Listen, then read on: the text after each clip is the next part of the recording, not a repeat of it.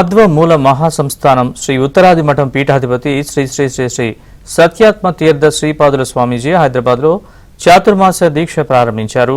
ముంబై, చెన్నై, బెంగళూరు, హరిద్వార్ ఇలా అనేక రాష్ట్రాల్లో చాతుర్మాస దీక్ష చేపట్టిన ఆయన తొలిసారిగా హైదరాబాద్లో ఈ దీక్షను చేపట్టారు. కాచిగూడలోని లింగంపల్లి శ్రీ ఉత్తరాది మఠంలో స్వామీజీ చాతుర్మాస దీక్ష 52 రోజుల పాటు సాగనున్నట్లు మఠం స్వాములు తెలిపారు.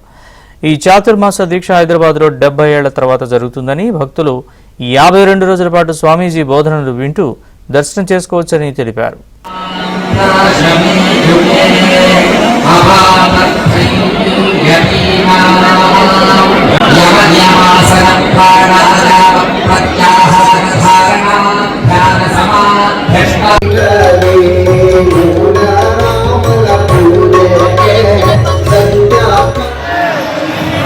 భాగ్యనగరంలో మొదటిసారిగా చాతుర్మాస దీక్షాన్ని స్వీకరిస్తున్నారు. ఈ సందర్భంలో అనేక విధమైన సామాజిక కార్యక్రమాలు జరుగుతున్నాయి. సనాతన ధర్మాన్ని ప్రచారం చేస్తున్నారు. ఉద్యోగ అన్వేషులైన వారికి ఉద్యోగ ప్రమోదం అనే పేరుతో ఒక కార్యక్రమాన్ని చేస్తున్నారు.